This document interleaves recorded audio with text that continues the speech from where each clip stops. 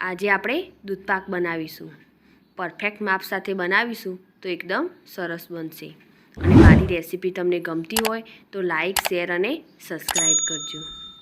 દૂધપાક બનાવવા માટે અડધો કપ જેટલા ચોખા લઈશું અને તેને 2-3 પાણીથી સારી રીતે સાફ કરી લઈશું. અને પછી તેને આપણે પાણીમાં પલાળીને તેને અડધો કલાક માટે રેસ્ટ આપીશું.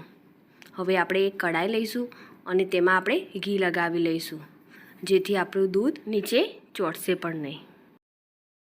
હવે તેમાં આપણે 1 લીટર દૂધ લઈશું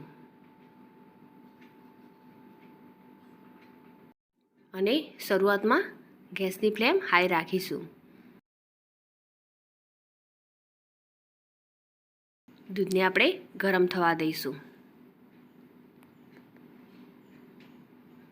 દૂધ આપણું થોડું ગરમ થઈ ગયું છે. હવે આપણે 2 બાઉલમાં આપણે થોડું દૂધ કાઢી લઈશું.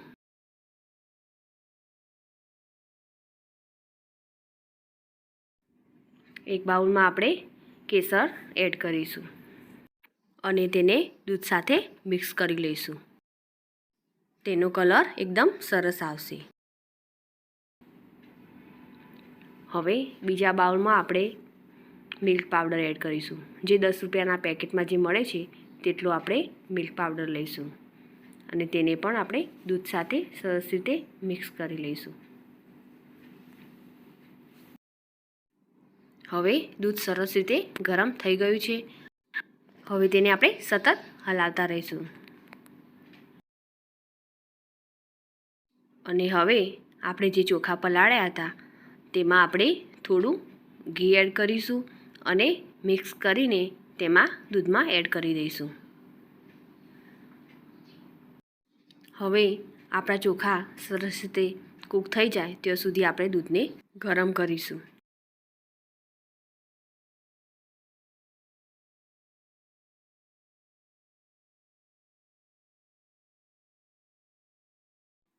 હવે આપણા ચોખા પણ સરસ રીતે થઈ ગયા છે. હવે તેમાં આપણે અડધો કપ જેટલી સાકર એડ કરીશું અને દૂધ સાથે તેને મિક્સ કરી લઈશું. હવે તેમાં આપણે બધા મસાલા એડ કરીશું.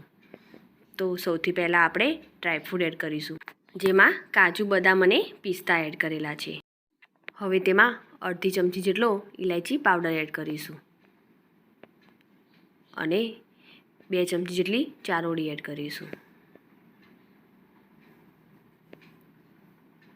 અને 1 ચમચી જેટલો જાયફળનો પાવડર એડ કરીશું. અને આપણે જે કેસર પલાળી રાખ્યું હતું તેને પણ આપણે તેમાં એડ કરીશું અને મિલ્ક પાવડરવાળું દૂધ પણ તેમાં એડ કરીશું. હવે બધા જ મસાલાને આપણે સરસ રીતે મિક્સ કરી લઈશું અને 10 મિનિટ માટે તેને આપણે ઉકાળીશું અને સરસ એવું ઘટ થઈ જશે. હવે આપણે તેને સતત હલાવતા રહેવાનું છે, નહીં તો નીચે ચોંટશે.